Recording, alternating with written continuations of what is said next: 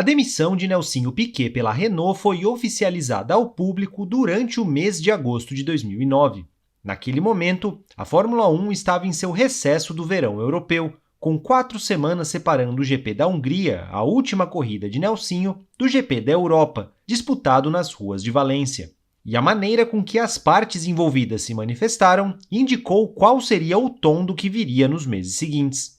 Só para não perdermos a linha do tempo, quem confirmou oficialmente a demissão de maneira pública foi o próprio Nelsinho Piquet, que se pronunciou no dia 3 de agosto de 2009. Ele divulgou uma carta aberta à imprensa, onde não apenas confirmou que havia perdido o emprego, mas também teceu críticas pesadas à gestão da Renault, especialmente Flavio Briatore.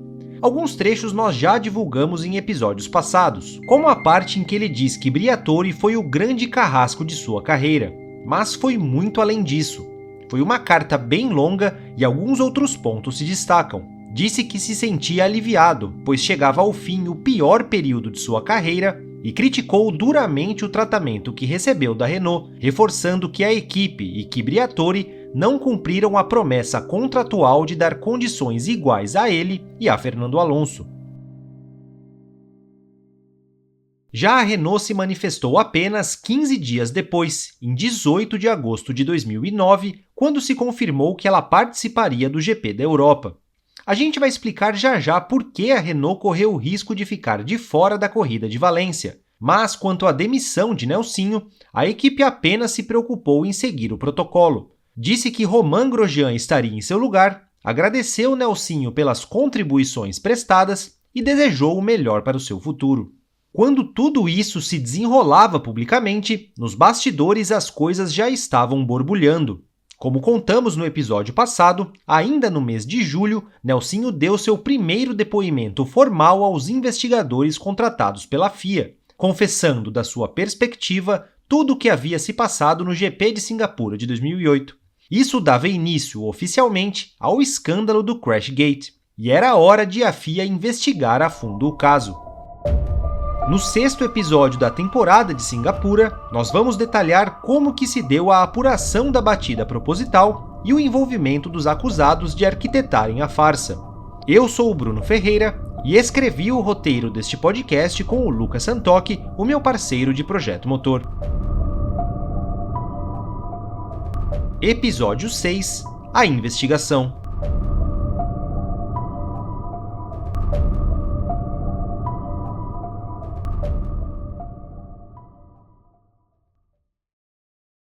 Para dar um contexto mais completo sobre o que aconteceria no caso de Singapura, não podemos ignorar o que se passava na guerra política da Fórmula 1 em 2009.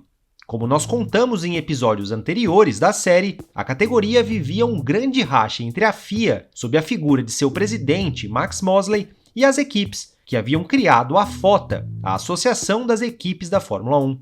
Havia divergências fundamentais entre as duas partes no que dizia respeito a aspectos financeiros da Fórmula 1 e as diretrizes comerciais do Mundial. Mosley era um adepto à ideia de cortar bruscamente os custos, incluindo uma proposta de adotar um teto de gastos de 42 milhões de dólares por ano. A FOTA rebateu à altura, se mostrou contrária a esse tipo de restrição e defendia a bandeira de que os times recebessem ainda mais dinheiro da receita anual obtida pela Fórmula 1. A conclusão desta novela aconteceu mais ou menos no mesmo momento em que Nelsinho foi demitido da Renault. No dia 1º de agosto, ficou oficializado que as equipes venceram essa queda de braço. Um novo pacto de concórdia foi assinado, o que de fato dava uma recompensa maior às escuderias, descartava de vez o teto de gastos de Max Mosley e garantia uma Fórmula 1 unificada, pelo menos até a temporada de 2012. E, como rescaldo dessa disputa, Mosley garantiu que não iria se candidatar à reeleição na presidência da FIA e que deixaria o cargo ao fim daquele mesmo ano de 2009. Havia sido uma categórica derrota para Mosley e, consequentemente, uma vitória para a FOTA, incluindo um de seus membros mais atuantes, Flavio Briatore. Mas Mosley sabia que o destino ainda aguardava por um último embate entre ele e seu grande inimigo. O primeiro grande atrito público entre FIA e Renault aconteceu justamente no GP da Hungria, a última corrida de Nelsinho na Fórmula 1. Naquele evento, Fernando Alonso largou na pole position, mas abandonou a prova na 15ª volta, logo depois de fazer o seu primeiro pit stop. Na ocasião, a Renault liberou Alonso para voltar quando seu pneu dianteiro direito não estava totalmente preso. Então, este pneu acabou escapando de seu carro e saiu pulando pela pista, até parar na área de escape, felizmente sem atingir ninguém. A FIA naturalmente investigou o caso, mas a reação foi de choque quando veio o veredito. Os comissários suspenderam a Renault da corrida seguinte, em Valência, por terem considerado aquilo uma séria infração de segurança. De fato, aquele era um período em que o debate estava acalorado sobre peças que tinham risco de atingir a cabeça dos pilotos. Vale lembrar que, apenas uma semana antes, Henry Surtees, piloto da Fórmula 2 de 18 anos, morreu depois de seu capacete ser atingido pelo pneu que se soltou de um rival em um acidente. E, naquele mesmo fim de semana na Hungria, Felipe Massa sofreu uma grave lesão na cabeça ao receber a tão famosa colisão da mola vinda do carro de Rubens Barrichello. Em contrapartida, um banimento por conta de um incidente daquele tipo foi entendido pela própria Renault como um ato desproporcional. A equipe recorreu da decisão e a FIA só bateu o martelo poucos dias antes do GP de Valência. No dia 17 de agosto, a entidade reforçou que a infração da Renault de fato foi grave, mas concordou em retirar a suspensão e aplicar uma multa de $50 mil, além de uma reprimenda. E aí, um dia depois, a Renault confirmou que Nelsinho estava demitido. E uma pessoa observava com muita atenção o fato de a Renault estar sendo colocada em maus lençóis. Max Mosley já tinha conhecimento do escândalo de Singapura, e, pouco antes daquele GP da Hungria, ouviu do próprio Nelson Piquet pai que seu filho estava disposto a fazer uma denúncia formal. Ou seja, Mosley sabia que a bomba sobre Singapura estava muito perto de explodir, e toda a polêmica envolvendo o pit stop na Hungria era um episódio extra que acrescentava ainda mais pressão a Flávio Briatore.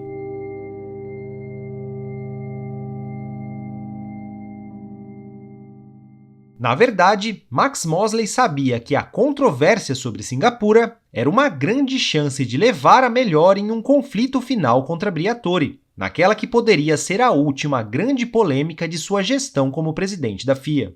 Naquela altura, o dirigente estava interessado em fazer o caso avançar. Para incentivar Nelsinho Piquet a contar todos os detalhes, Mosley fez o seguinte acordo com o brasileiro. Caso tudo o que ele relatasse de fato se mostrasse verdadeiro, o piloto sequer passaria por um julgamento sobre sua conduta.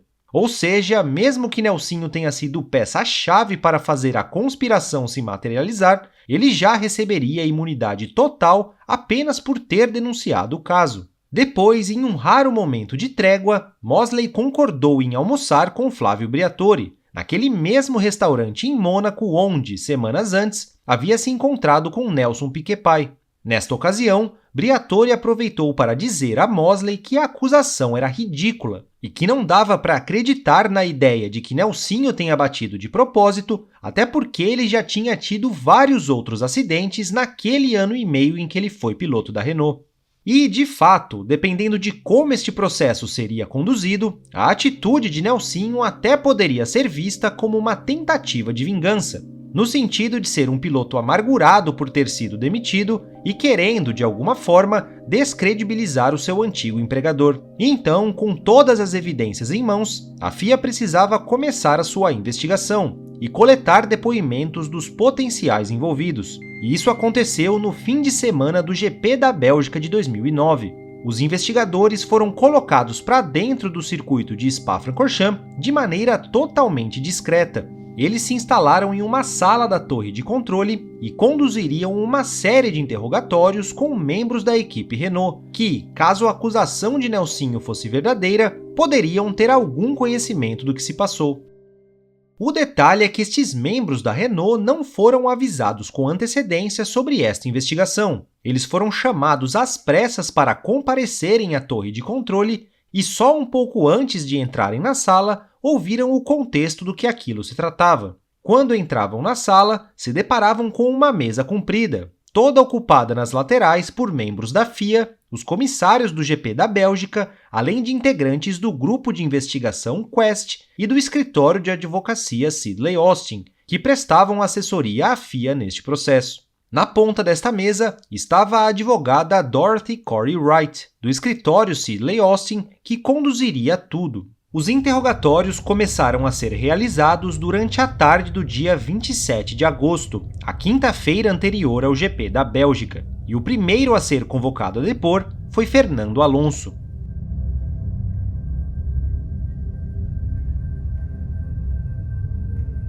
Em seu depoimento, Alonso reforçou que não desconfiou de nada depois de participar das reuniões preparatórias para o GP de Singapura de 2008 e que não tinha escutado nenhum indício referente a uma batida proposital de Nelsinho Piquet.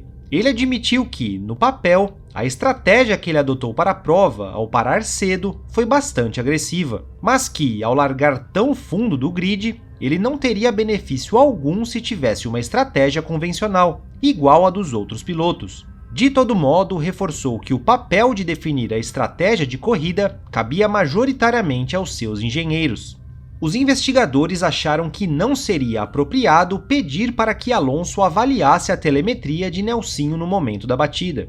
Porém, apresentaram a ele uma telemetria do próprio Alonso, quando o espanhol deu uma escapada de traseira naquela mesma curva 17, em outro momento da corrida. Alonso reconheceu que aquilo que ele fez foi a reação normal de qualquer piloto, ou seja, tirar o pé do acelerador no momento em que sentiu as rodas traseiras patinando. No entanto, ponderou que esta reação dependeria de vários fatores, como, por exemplo, o ponto da curva em que o carro começa a escapar, o estado dos pneus naquele momento e assim por diante.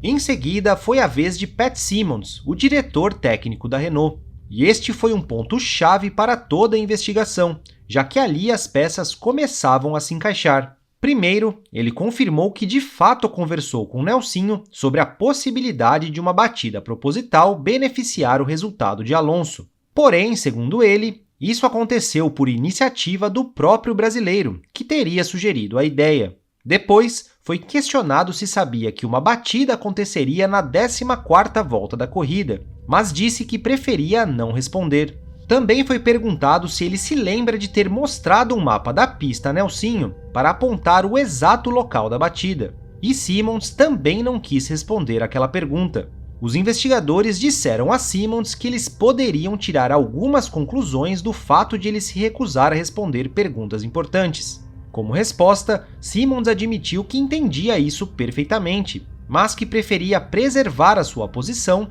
em vez de contar mentiras. Em seguida, Symonds foi convidado a comentar a telemetria de Nelsinho no momento da batida. Ele reconheceu que era algo incomum o piloto aplicar 100% do acelerador, principalmente depois de já ter sentido a traseira escapar. Por fim, disse que não se lembrava muito bem de como foi definida a estratégia para Alonso. Symonds retornou à sala dos investigadores apenas no dia seguinte, depois de ter ouvido as conversas pelo rádio daquela corrida. Segundo ele, as paradas de Alonso foram definidas de acordo com a posição de pista e com o medo de o espanhol ficar preso atrás de Kazuki Nakajima.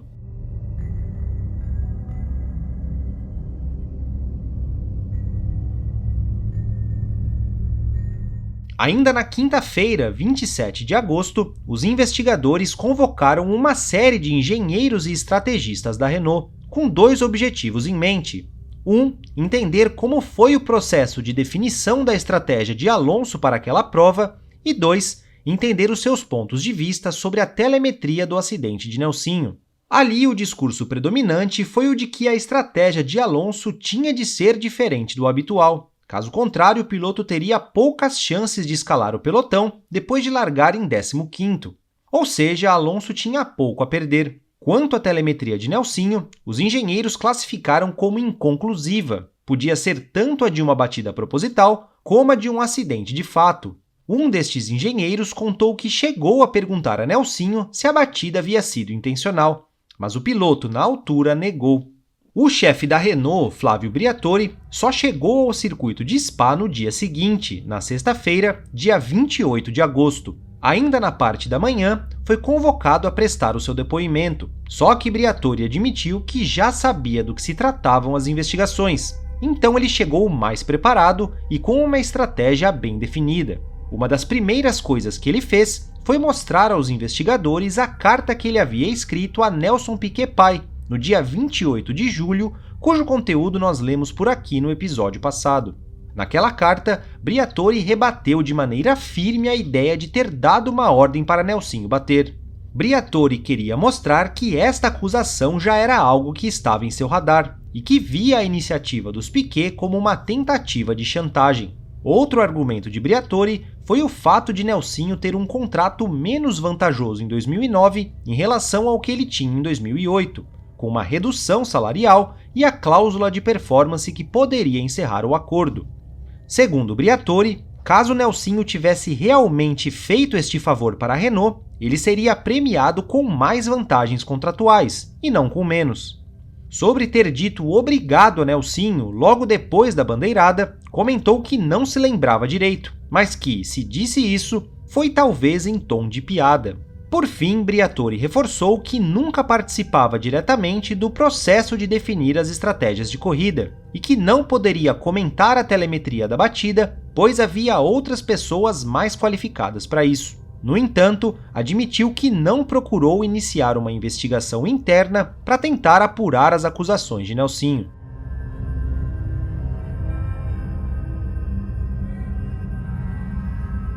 Ao longo do fim de semana do GP da Bélgica, a Renault entregou aos investigadores uma série de documentos e dados referentes ao GP de Singapura de 2008. No meio daquilo tudo constava uma planilha, que mostrava quais seriam as possíveis estratégias adotadas tanto por Alonso quanto por Nelsinho. Para o espanhol, a estratégia de início previa seu primeiro pit stop na volta 14, mas na verdade ele parou na volta 12, quando os documentos mostravam que ele ainda tinha cerca de 8,5 kg de combustível em seu carro. Acontece que, pelo rádio, tanto Pat Symonds como Flávio Briatore justificaram o porquê de terem antecipado a parada do espanhol, como a preocupação com o funcionamento de sua bomba de combustível e com a possibilidade de ele ficar preso atrás da Williams de Kazuki Nakajima. Quanto a isso, os investigadores não tiraram muitas conclusões. Poderia ser tanto uma preocupação genuína, como também uma tentativa de deixar nos registros a razão da mudança de estratégia, para diminuir qualquer suspeita. Porém, depois de terem interrogado Pat Symonds em Spa, a investigação concluiu que era muito provável que ele sabia que um safety car seria provocado logo depois.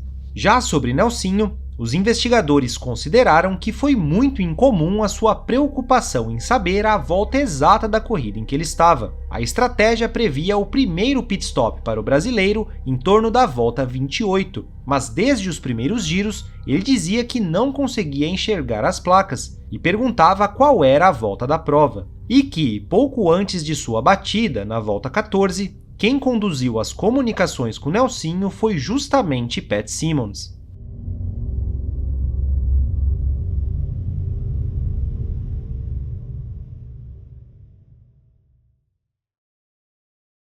Toda essa investigação se desenrolava paralelamente às atividades do GP da Bélgica de 2009. Porém, tudo acontecia com extrema discrição, com pouquíssima gente com conhecimento do caso. Os olhos do público estavam voltados mesmo às atividades de dentro da pista, como, por exemplo, para a pole position inesperada de Giancarlo Fisichella, com a modesta Force India. Pole position for the Belgian Grand Prix, mate. Pole position. Pole position, mate. Yeah, P1, mate. Not bad, not bad. Foi só no domingo, dia 30 de agosto de 2009, que o mundo ficou sabendo da existência de uma investigação por parte da FIA e sobre o que ela se tratava. Quem divulgou a informação em primeira mão foi Reginaldo Leme, jornalista veterano da Fórmula 1 e, na época, comentarista da TV Globo. Durante a transmissão da corrida, quando a prova estava em sua 10ª volta, Reginaldo soltou a bomba no ar de uma maneira totalmente casual. Naquele momento, o escândalo de Singapura nascia para o público. Tá para dizer que tem um novo escândalo pintando por aí, Galvão, porque a FIA está fazendo uma investigação minuciosa entre engenheiros da Renault. Bom, continuando essa investigação feita por uma empresa independente e já tem depoimentos que incriminam Flávio Briatore por algo muito grave, de ter premeditado aquele acidente de Nelsinho Piquet na 14ª volta do Grande Prêmio de Singapura em 2008, que deu a vitória a Fernando Alonso e inclusive mudou a história do campeonato. Lembra que o Alonso fez o pit stop na volta 12 e o Nelsinho teria que interromper a corrida de qualquer forma na volta 14, com a entrada do safety car, e até o lugar da batida teria sido previamente escolhido, segundo alguns depoimentos e algumas gravações da comunicação por rádio que confirmam suspeitas. E os engenheiros da equipe, nem todos participaram, mas todos estão sendo investigados e há um clima muito ruim aí na equipe Renault. Pera, deixa eu entender direito aqui, porque agora tremeu o centro da terra. Deixa eu entender direito. A Renault teria dado ordem para o Nelsinho bater? Teria premeditado a volta e o local até da batida. Sim, mas daí local que forçasse a entrada do safety car. Sim, mas aí teria que ter dito a ele, você tem que bater. E aí ele teria batido de propósito? A coisa pode chegar a isso dependendo das investigações. Não é uma que... Acho que piloto nenhum pode bater de propósito. O Nelson tá ouvindo a transmissão. Ele teria que provocar a entrada do safety car. O Nelson tá ouvindo a transmissão. Isso é uma coisa seríssima. É muito sério. Essa é uma coisa seríssima. É uma história, talvez a história mais escabrosa de 59 anos de Fórmula 1. Eu não consigo acreditar que alguém mande um piloto bater e que o piloto bata de propósito. Isso, eu não consigo acreditar nisso. É o que estão... O pai dessa história vai ter que provar isso num tribunal e vai tomar um processo do tamanho criminal, do mundo. Criminal. Vai tomar Não, tô dizendo, quem espalha uma história dessa vai ter que comprová-la. Porque senão toma um processo criminal do tamanho do mundo. Não, mas não é história, não. Os engenheiros da Renault estão apavorados com o clima gerado aqui em Spa-Francorchamps. Então, Reginaldo, mas essa informação tem que ter partido de alguém. Mais importante que qualquer comunicação com o rádio do Kovalainen. Parece a coisa mais louca da história da Fórmula 1, Burti. Galvão, eu não acredito muito, até conhecendo o Nelsinho também. Eu não vejo ele muito se colocando numa posição dessa e assim, que nem você mesmo falou, né? Forçar um piloto a bater é muito difícil. Eu não acredito nisso.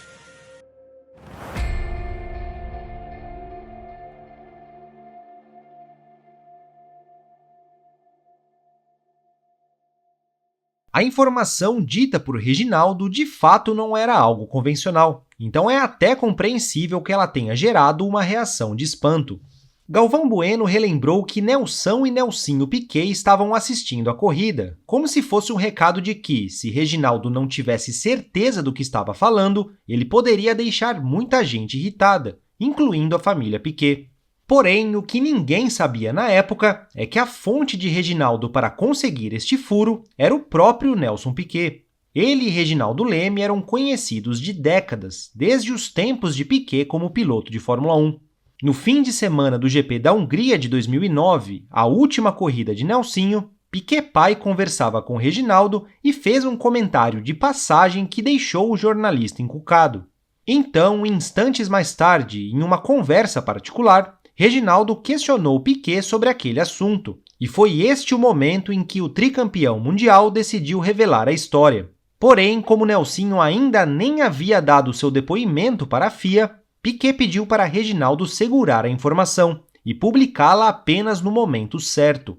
E este momento certo foi justamente o GP da Bélgica, ou seja, quando a divulgação do fato não atrapalharia as investigações e que, ao mesmo tempo, evitaria que a Renault tomasse o controle da narrativa e ela mesma decidisse divulgar algo. Piquet orientou Reginaldo a dar a notícia ainda como se fosse só uma especulação, para evitar qualquer implicação jurídica. Naquele mesmo dia, a FIA confirmou à imprensa que estava realizando uma investigação sobre supostos eventos de uma corrida de um campeonato anterior, mas de primeira ainda não divulgou detalhes. 5 dias depois do GP da Bélgica, em 4 de setembro de 2009, a FIA finalizou o relatório com as conclusões preliminares das investigações realizadas em Spa. E aí já se chegou a alguns pontos importantes, que de fato houve uma reunião anterior ao GP de Singapura, onde se discutiu a ideia de haver uma batida proposital para beneficiar o resultado de Fernando Alonso, que a postura de Pat Symonds em se recusar a responder perguntas importantes indicava que boa parte das acusações de Nelsinho poderiam ser consideradas verdadeiras, que pelo menos Nelsinho Piquet e Pat Symonds tinham conhecimento disto. Quanto a Flávio Briatore, os investigadores não conseguiam concluir com certeza que ele sabia de algo, mas destacaram como que o dirigente não mostrou um sentimento de choque ou raiva ao saber das suspeitas, e nem se mostrou disposto a iniciar uma investigação interna para apurar o caso. Já quanto a Alonso e os engenheiros entrevistados, a investigação não encontrou provas de que eles sabiam de algo. De toda forma, dada a seriedade das acusações e as evidências já levantadas, a investigação apontou que o caso deveria ser julgado em uma reunião do Conselho Mundial da FIA, e isso aconteceria no dia 21 de setembro de 2009.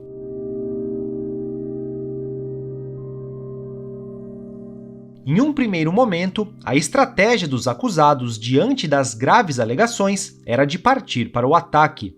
Em 11 de setembro, quando a Fórmula 1 já estava em suas primeiras atividades para o GP da Itália, houve o anúncio de que Flávio Briatore e a Renault, em conjunto, iniciaram um processo criminal contra Nelson e Nelsinho Piquet na justiça francesa. O motivo era, entre aspas, referente às falsas acusações e à tentativa de chantagem para que Nelsinho permanecesse na vaga pelo restante da temporada de 2009, o que também seria reportado à polícia britânica. Inclusive, ao longo do fim de semana em Monza, Briatore deu uma série de declarações públicas nas quais detonava de forma contundente Nelson e Nelsinho Piquet. E aqui nós vamos relatar em tópicos quais foram as falas mais polêmicas. Briatore disse que Nelsinho era um rapaz mimado, frágil e que sempre que ele corria em alto nível era porque ele também era dono da equipe. Que a ideia de ele ter batido de propósito em Singapura não fazia sentido, pois ele havia se acidentado outras 17 vezes em sua passagem pela Renault. Então as batidas eram comuns para ele. Que ele conhecia bem Nelson Piquet pai, desde os tempos em que ele era seu piloto na Benetton, e que o tricampeão tinha o hábito de depreciar quem estivesse ao seu redor, como fez com Ayrton Senna ou com a esposa de seu rival Nigel Mansell. E que Nelsinho estava ressentido por Briatore ter ajudado a romper uma relação que ele tinha com um homem mais velho, de cerca de 50 anos, que morava com ele e até ia a algumas corridas. Isso teria acontecido a pedido de Nelson Piquet, mas, segundo Briatore, Nelsinho agora o acusava até de o distanciar de seus amigos.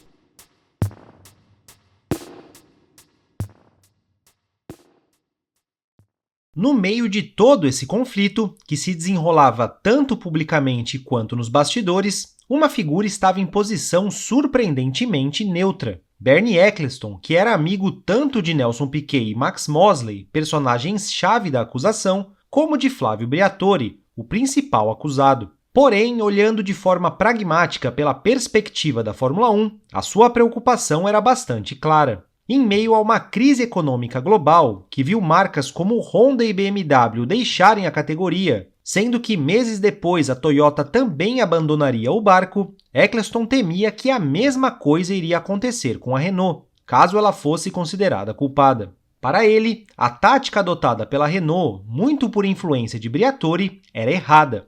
Caso a equipe insistisse em sua inocência, continuasse com a ideia de processar os Piquet e terminasse derrotada nos tribunais, este cenário resultaria em uma vergonha para a marca, o que poderia resultar em sua retirada da Fórmula 1. Até pior do que isso, como ela já tinha sofrido uma punição no GP da Hungria, uma nova condenação poderia ter consequências ainda mais graves, como, por exemplo, um banimento da equipe. E isso, é claro, não era nada interessante para Ecclestone. Então o dirigente mor da Fórmula 1 decidiu intervir. Ele sabia que o grande alvo da FIA e de Max Mosley era Briatore, Mas caso o italiano insistisse em sua inocência, o veredito seria catastrófico para a Renault. Foi quando Eccleston sugeriu para a alta cúpula da equipe francesa a contratação do renomado advogado Ali Malek, algo que mudaria completamente a estratégia da defesa. A ideia de Malek era separar a imagem da Renault enquanto equipe das figuras individuais de Flávio Briatore e Pat Symonds, ou seja, para passar o recado de que a instituição Renault repudiava qualquer conspiração e faria o suficiente para passar a limpo qualquer suspeita.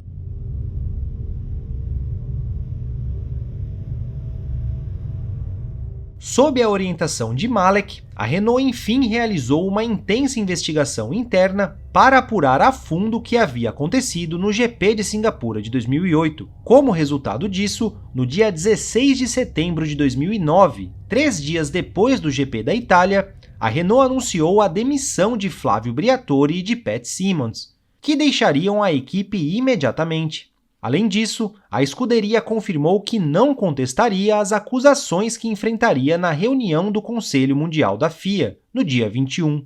Aquela era a principal admissão de culpa desde que o escândalo de Singapura começou a borbulhar nos bastidores. E, na queda de braço entre os Piquet e a Renault, o argumento dos brasileiros ficava mais fortalecido do que nunca. Mas ainda faltava a condenação formal nos tribunais da FIA, o que poderia selar de vez o destino dos acusados. Como foi este julgamento que colocou na berlinda Flávio Briatore e Pat Symonds? E como que a própria Renault ajudou a selar a condenação da dupla? É sobre isso que falaremos no 7º episódio de Singapura, uma série do podcast do Projeto Motor.